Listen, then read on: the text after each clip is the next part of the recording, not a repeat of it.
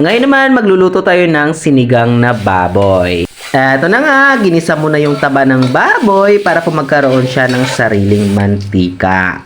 At eto nga, nagkaroon na ng mantika yung taba ng baboy. At agad ko naman nilagay yung bawang para magisa ito sa mantika ng baboy.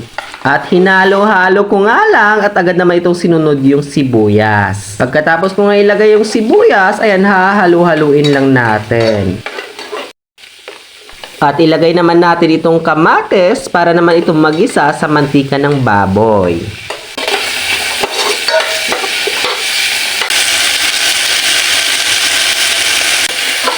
After nga nating gisain, ayan, lumabas na yung kanyang aroma at ilagay naman natin itong karning baboy.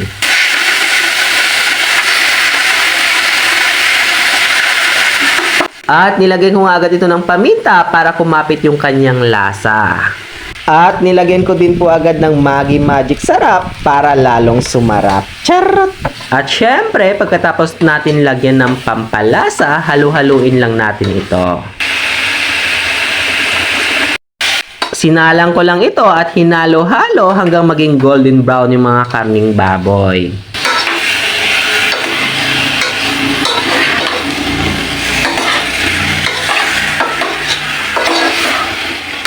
At sa puntong ito, bubuksan na natin yung kumukulong karni ng baboy. At syempre, pagkatapos buksan, hahalo-haluin ulit natin ito.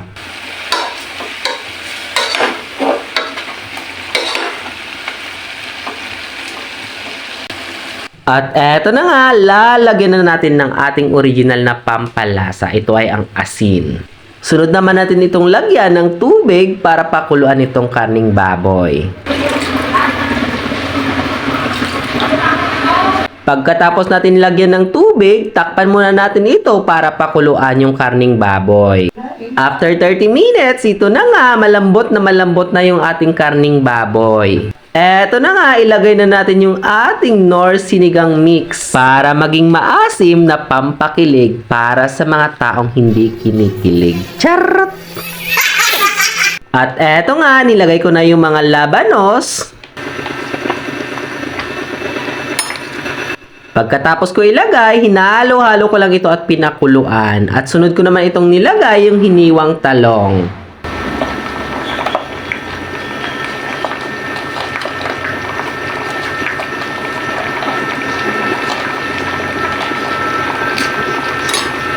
At pagkatapos ko nga ilagay itong lahat ng hiniwang talong, ayan, hahalo-haloin din natin ito.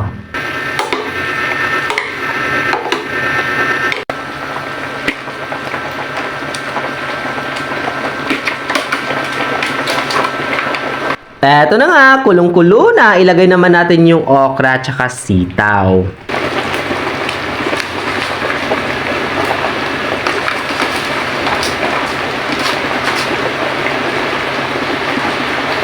At syempre, pagkatapos nating ilagay ito, hahalo-haluin din natin ito.